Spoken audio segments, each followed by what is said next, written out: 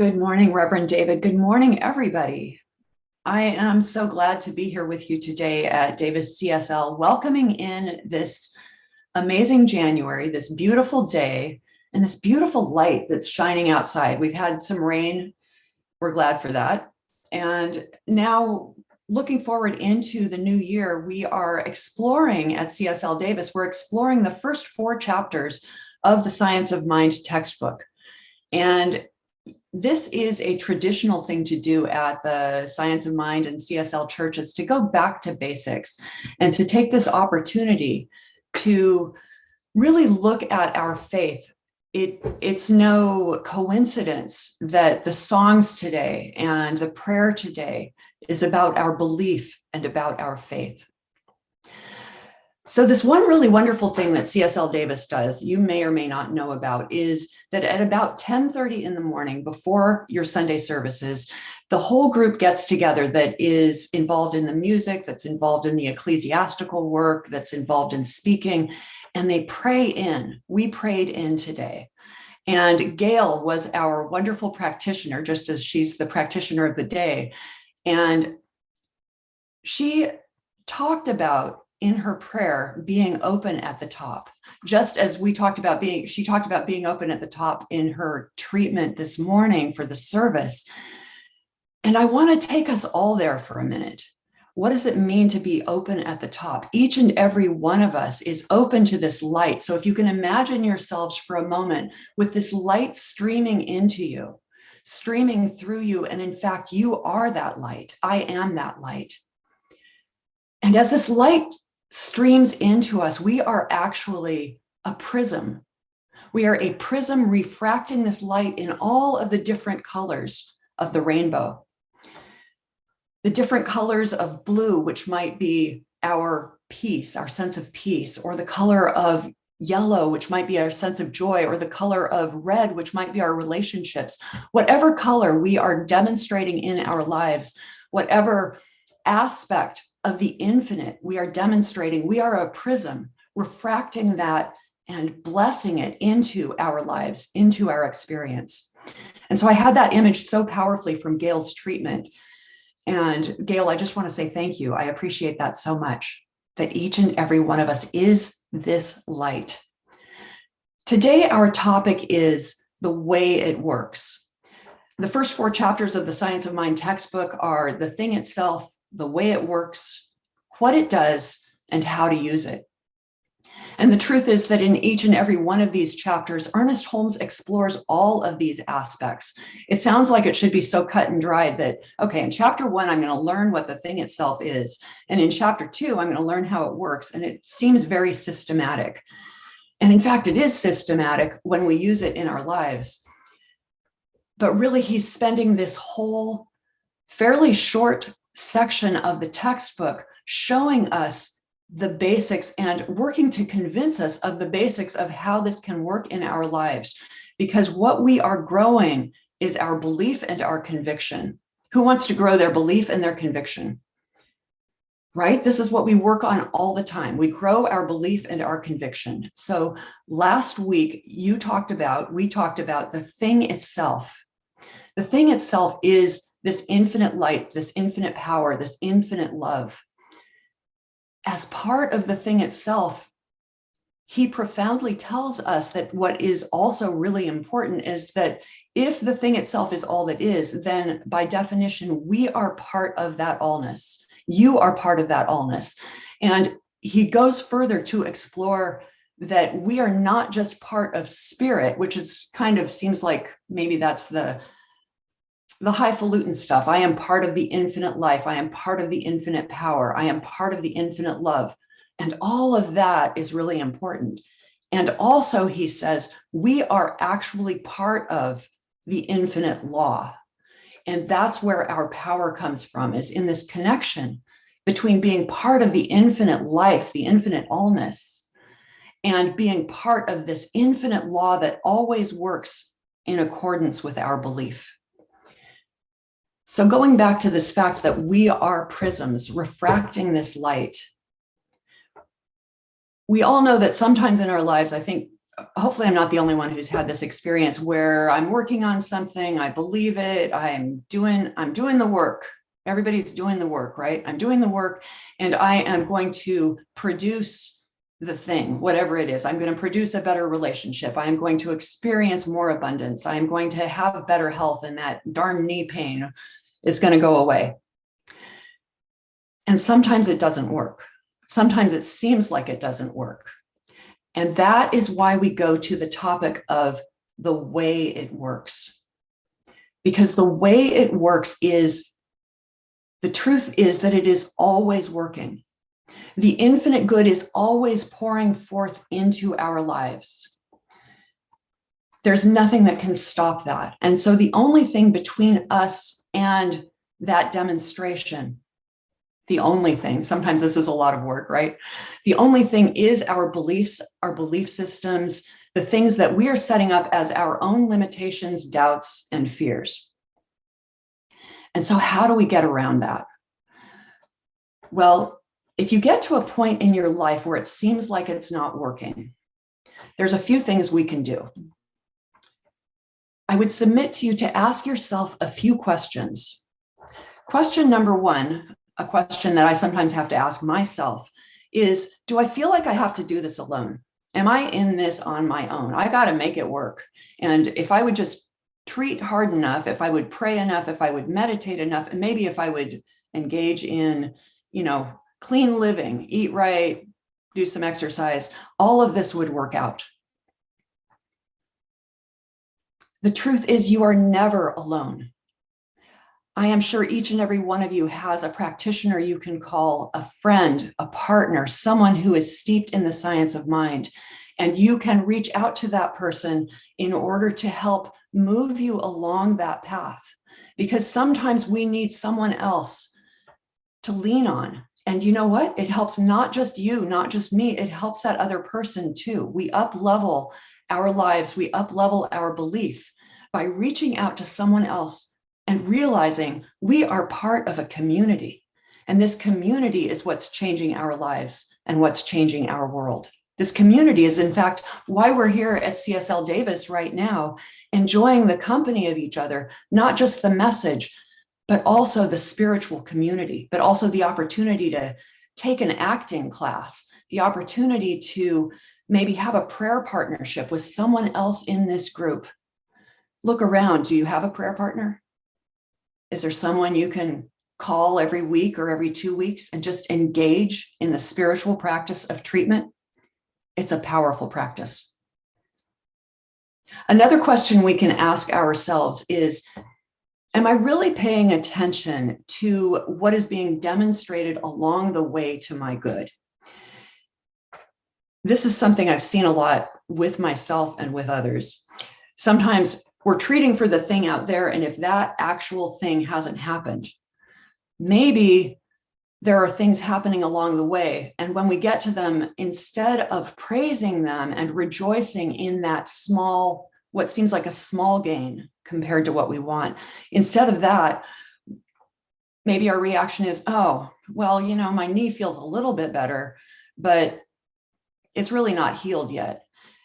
Sometimes that takes us right back into a spiral of, oh, well, it kind of hurts in this spot, and maybe I do need to do those stretches and exercises some more, or the physical therapist, and I'm not putting down the physical therapist or the stretches or the exercises. We all say treat and move your feet. At the same time, pay attention to the small gains and praise them and allow your mind to be open at the top to receive more good. This is a way that we expand our belief. And also, as you're treating for that thing, as you're demonstrating that, whatever it is, that project, that relationship, more love in your life, more prosperity and abundance, other good things happen along the way. Once upon a time, I was doing quite a bit of treatment about work and moving forward in my work life. And I had a couple of physical things that I was paying no attention to whatsoever. They weren't really bothering me that much. They were just kind of the little things. Anybody have the little things you don't pay attention to that much? They're just kind of in the background, right? I don't need to deal with that. I had a little wart on one of my fingers. And I also had a clavicle that kind of was visibly out of place, looked unsightly to me. I doubt anybody else even noticed it. But I don't know about you. When I look in the mirror, I'm all about how I look. And so I could see it. And those two things simply resolved, even though I wasn't working on them at all. I woke up one day and one of them was gone. And I woke up another day and the other one was gone, fairly close together. These demonstrations came into my life when I was over here working on demonstrating life and demonstrating joy and demonstrating creativity. Make sure to praise the things that are happening in your life, because that is a way to be open at the top. That is a way to kind of shine up that blue reflection and that red reflection and all of those things, those parts of the prism that you are reflecting into your world. Everything that we praise, every gain that we make is a way to grow our belief system. Did you know that you're a loading dock? Every single one of us is like a loading dock. Okay, so we have this loading dock and we have ordered all of these wonderful products to come to the loading dock. Maybe we want relationships and we want more adventure and we want more money. We want great health. And we've ordered these things to the loading dock and these wonderful trucks pull up and they are laden with blessings. There's a truck that pulls up that is filled with the most amazing relationship for you. There's a truck that pulls up that is filled with the most amazing prosperity, the most amazing success of your hobby or your business project or your creative aspirations. And there's a truck that pulls up with the most amazing health. And these trucks are queued up at the loading dock, kind of like those ships that were stuck in the channel. So these trucks are queued up at the loading dock and they can't do a thing because the loading dock is closed. We need to open up the loading dock to accept the blessings. And sometimes we need each other. I'm going back to community. Sometimes we need each other in order to help us do that. Sometimes we need the loving friend, the loving person who can say, hey, you know, I love you and I see a pattern in your life where this thing is happening. And maybe if you looked at it a little differently, this other good could come into your life. So it is important to praise the good that we have, the good that is pouring into our lives. And it is important to do whatever we can to open up that loading dock so that we can receive the blessings that are pouring forth into our lives, because the way it works is that it is always working. It is the infinite, right? It is the infinite mind and spirit and love, and it is always pouring forth blessings into each and every one of our lives. And you deserve it. You are worthy. You are magnificent, a magnificent creation of the infinite spirit, or you wouldn't be here. Can you imagine spirit as anything less than absolute magnificence and absolute beauty and absolute wholeness? Go ahead and say it. I am magnificent. I am beauty. I am radiant life. I am love. This is the truth for all of us as we imagine that light pouring forth into us, as we refract its beauty into the world, knowing that the infinite works through us. And that is how it experiences itself. And in fact, the infinite doesn't just work through us, the infinite is us. So going back to that place where we remember that the infinite is us, part and parcel of our being, it is the God stuff that we are made of. That is the place to start with the way it works. Sometimes I think we hold ourselves back. Sometimes I think that there are little things in our lives. Again, I'll go back to that wart that I wasn't paying attention to, or the clavicle, or, okay, here's a big one. I was just given a car. I mean, this was a huge demonstration in my life. I didn't even know that I was demonstrating a car, and yet I was so grateful to be given this car. And so I have this beautiful, not new, used Prius, and I'm very excited about it. Another example of the good pouring forth into our lives, right? What have you been given? What can you praise? Little things, big things. Look at the little things in your life. Pick one. Are you treating about the little things? Are you working this like a muscle? Sometimes I think we only believe we can demonstrate and treat if it's something big. I should wait until it's cancer. I can't treat about a cold. I should wait until it's really something that is huge, because there's so many problems in the world and there's so many problems in life that I'm just going to go along with the small things. The way to grow our belief is with daily practice, daily exercise of that spiritual muscle, daily exercise of our good. That is how it pours forth into our lives. I have a dear friend, Reverend Patricia Van Workum, you know her. And she says, so she's been studying science of mind for over 30 years. She's a minister. And sometimes she stops and she says, what would my life be like if I really believed this stuff? And of course, she really believes this stuff, just like we all do. And yet that is a profound question. How much good can we really receive? What are we ready for? And so I want to take you into a little spiritual practice.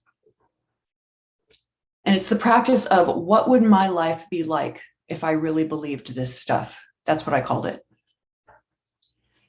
If you would just settle in and close your eyes if you wish, or let your eyes go unfocused, or whatever makes you feel comfortable.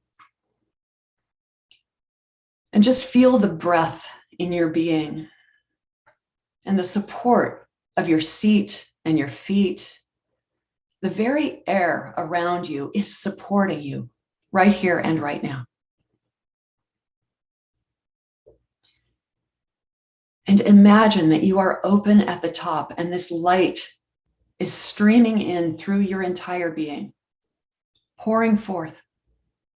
It is all that you are. Imagine that there is one infinite power and one infinite presence. And that is all that is. There is only love, and there is only peace, and there is only wholeness. And now imagine that you are the creation of that infinite power and that infinite love. It is all that you are. All that you are is this infinite presence of the divine. Feel that knowing anchored deep within you.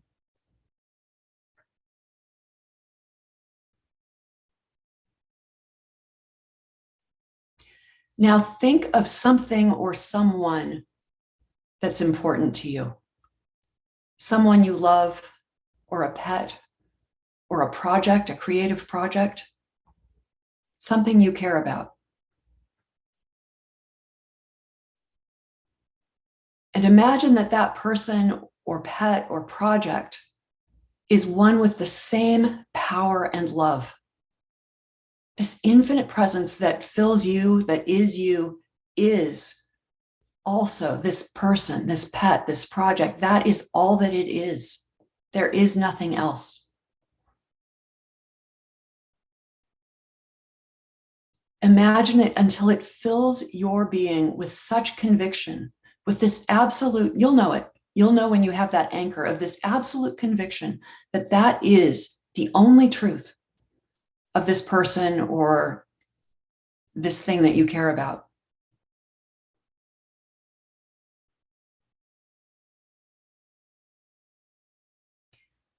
And now see and know that the only thing surrounding and filling this project or this person or your pet is good. That there is this vast good that is filling this individual or this project, this pet. And it is all that is happening.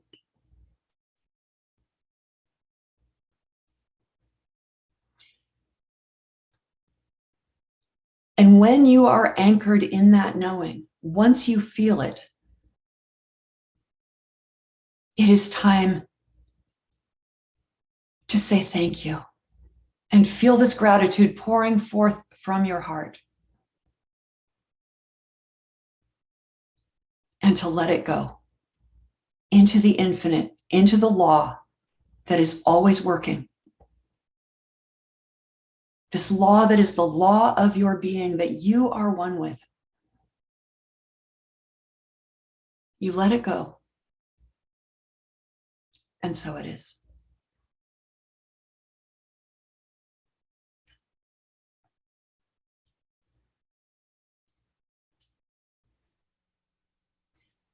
Today's affirmation came from this chapter from Ernest Holmes. Today, I begin to accept more good than I experienced yesterday. Today, I know that I shall reap a harvest of fulfilled desires. And of course, this spiritual practice that I just took you through, in a way, I didn't invent it. We know that it's the steps of treatment. It is the very steps of treatment. And when we anchor it deeply in our feeling life, when we anchor it in our belief, we grow our belief. We powerfully make changes in our world.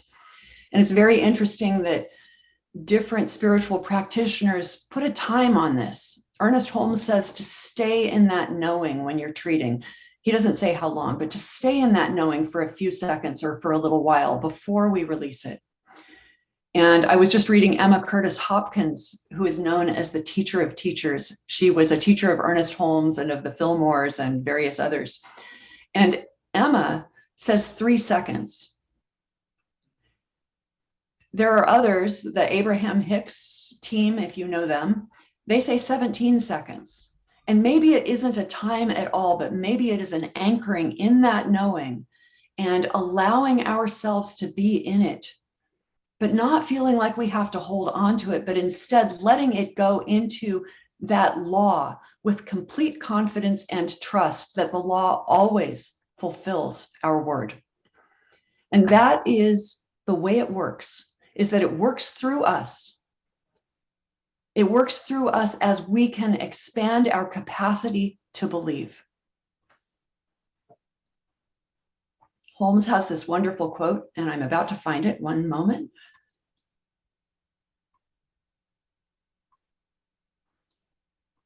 Two things.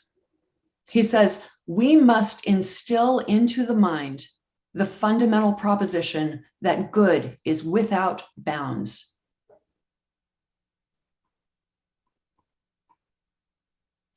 And he also says this, prayer does something to the mind of the one praying. It does not do anything to God. The eternal gift is always made. The gift of God is the nature of God, the eternal givingness. God cannot help making the gift because God is the gift.